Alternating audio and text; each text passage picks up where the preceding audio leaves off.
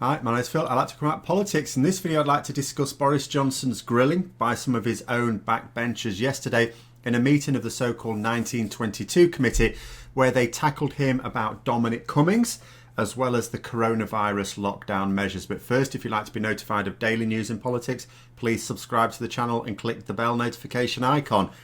So the 1922 committee is the name for the Parliamentary Conservative Party. It includes all Tory MPs. Why is it important that they're having a meeting with their leader, Boris Johnson? Quite frankly, because they are the only group in the land that have any serious power right now outside of the government. They are the only people who can really call Boris Johnson to account. Keir Starmer, leader of the opposition, can ask awkward questions of Boris Johnson and make him look bad in the media. But ultimately, the only people who can force the Prime Minister to do anything are his own backbenchers. And I've mentioned in previous videos, they have been increasingly unhappy with Boris Johnson over his distancing of government from them. They are also less than impressed with his centralisation of power, leaving even cabinet ministers out of the loop. And this is one of the things that they brought up yesterday. So that many backbench MPs do not like Dominic Cummings and his role in government would be an understatement. Not only does Cummings influence things over the Prime Minister, but that influence, of course, diminishes their own influence. There's always a power struggle, of course, in politics, and I'm sure people would understand. The government want nice, pliant MPs who will just vote the way they tell them every time. But backbench MPs also want to exert influence on their leaders, so to speak, as well, to do what they want, which is why they form little factions within the parliamentary party. Now, on a personal level as well with Dominic Cummings, it's almost like, he has deliberately sought to make enemies in the Conservative Party. He's frequently insulted the intelligence of Conservative ministers and other MPs, not always without good reason, but still, the aim has always been to remove them from decision making. And of course, he's well known. He's even been recorded. You can look videos up of the sort of things he's said about the Conservative Party. He's said that Conservatives don't care about people, that they don't care about the NHS. He's quite open about these things. It has to be understood, Dominic Cummings is not a supporter of the Conservative Party. The Conservative Party are basically facilitating what Dominic Cummings wants to do, not the other way around. And a lot of backbench MPs understand this and know how damaging he is to their party and to their electoral chances. Cummings makes the decisions, and then ministers are told what to do and what to say. And they don't like this. And the Telegraph were reporting that Tory MPs were increasingly fed up with Cummings, they said, and that they were riled up by and I'm going to quote here, subservient loyalty now required to be a minister. Competence is no longer a prerequisite. Now, you may well argue that even under previous governments, including Conservative governments, there's always been a few incompetent cabinet ministers over the years. But these days it is genuinely different. For political purposes, you often have a few donkeys in the government's cabinet. Because again, it's all about, for the Prime Minister, it's all about getting the backbenchers on side. And you have these factions within the parliamentary party, and these factions have their leaders, and the Prime Minister wants those leaders on side. And very often the way to do that is to give them a senior position in government. And sometimes those leaders are idiots, so you have to give them something. But generally speaking, you want the best and the brightest in the key positions in order to be able to govern effectively. Not the case with Boris Johnson. It's purely about loyalty. And you ask yourself, why is that? Why doesn't he want incompetent people in ministerial positions? Because he doesn't want ministers doing anything. Or more specifically, Dominic Cummings doesn't. This is the thing, and this is what backbench MPs understand largely.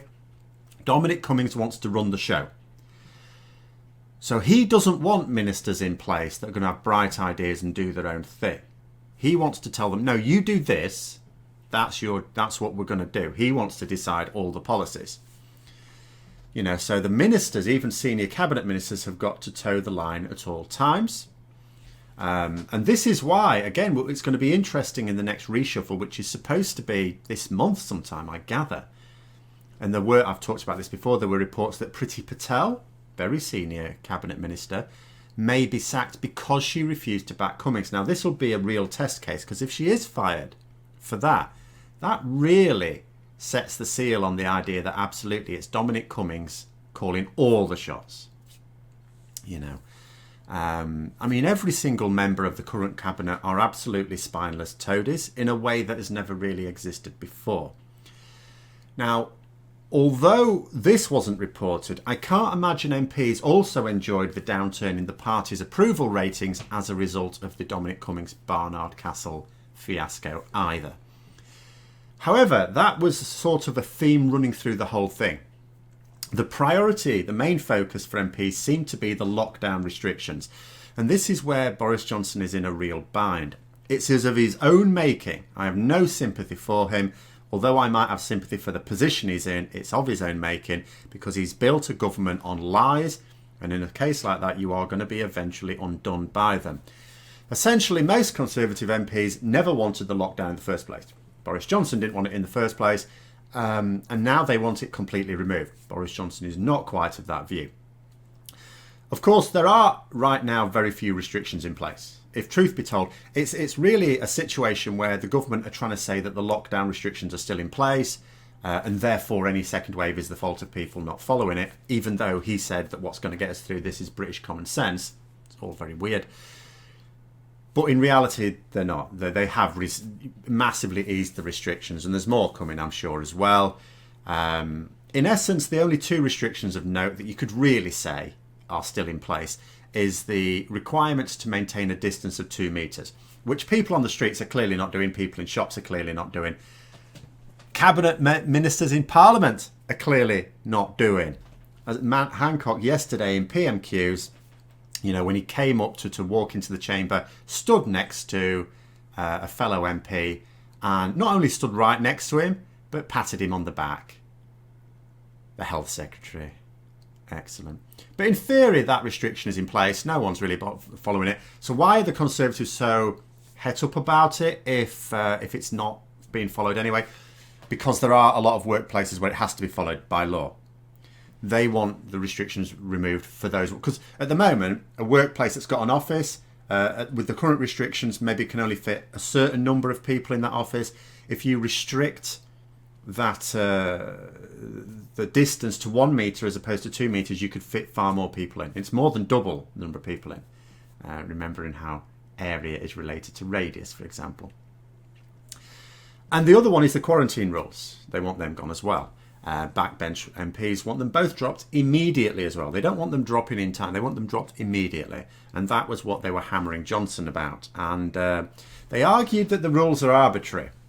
Now, in a sense, they are. Now, their argument is trying to say, oh, there's no real proof that we need these restrictions. And that's not actually true. That's not why they're arbitrary. It's as plain as a pikestaff that the UK has never controlled the infection rate enough to ease the lockdown measures in the way that we have done. The reason we eased them was due to political circumstances, not scientific wisdom. But Johnson understands that easing the lockdown too quickly not only risks more lives, which neither he nor many, I'm not going to say all, but many Tory MPs don't seem to care about, but also the economy, which they all care about. As a result, he eased where he had to, and remember his own personal views as well. He doesn't like the lockdown restrictions, but he understands the economic imperative. So he eased them where he had to, where the greatest political pressure was. As a result, the rules are now arbitrary. They are. Legal experts are groaning every time the government changes the regulations, because I always look through them myself, but I always wait to see what the legal experts have to say about them. From a legal point of view, they never make any sense. And from the point of view of backbench MPs who are not necessarily very bright and are not necessarily well informed, even for the ones who do have some intelligence, they just don't get it. And in a way, I find it hard to blame them. Because not only has Boris Johnson centralised decision making, but he's sought to tightly control information as well. We have to bear in mind, Cabinet ministers have access to a wealth of information. The Prime Minister can call on scientific experts, economic experts, policy advisors, behavioural scientists, whatever he wants, whatever expertise he requires, he can get. It's not entirely true of backbench MPs, many of whom will be too lazy. Let's say too busy with politicking to actually bother to try and read anything up, and they don't have quite the same ease of access to those experts.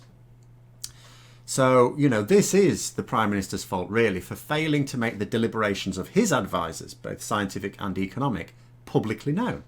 Because if he had, then that would be largely more widely reported and people would understand it much better. If he'd been open and honest from the start, not only would the public be completely on board with the action that needs to be taken, but he wouldn't be getting stick from his backbenchers like this. But he can't just ignore them. They've already forced a number of U-turns from Johnson over horrendously unpopular policies. Most recently, of course, the debacle over free school meals. In fact, it's his new MPs, most notably from poor constituencies in the north of England, who were particularly upset at that. They apparently felt that they'd been thrown under the bus for being forced to support a policy that would knacker their chances of re-election next time round. And even criticism on this point was still being used as a barbed attack on Dominic Cummings, because they argued that the government's communication seems to have been hijacked and that the issue of free school meals should have been dealt with sooner. Of course, it was dealt with sooner, just dealt with badly, which necessitated the climb down later on. But backbencher MPs who know how damaging Cummings is and want him gone tried to twist the situation into suggesting that Johnson was getting the wrong advice. And if you're consistently getting the wrong advice, what do? You get rid of the advisor. And that is the line they'll keep using. Not that it's an unfair line to use, because we never actually know which decisions are Johnson's and which are Cummings.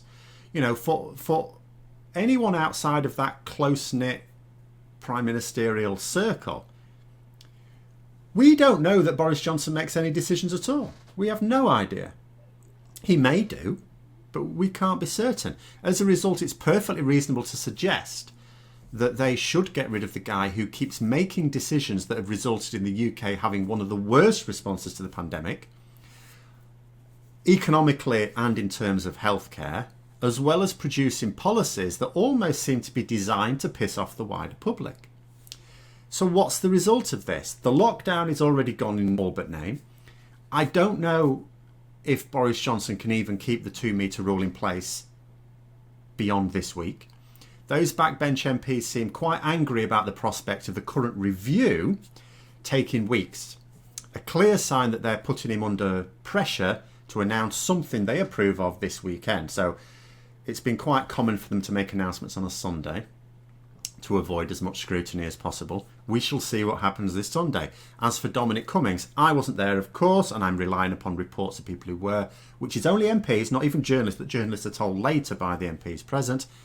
But I would read the reports as a sign that they are registering their disapproval of Cummings yet again, but not necessarily forcing the Prime Minister to get rid of him just yet.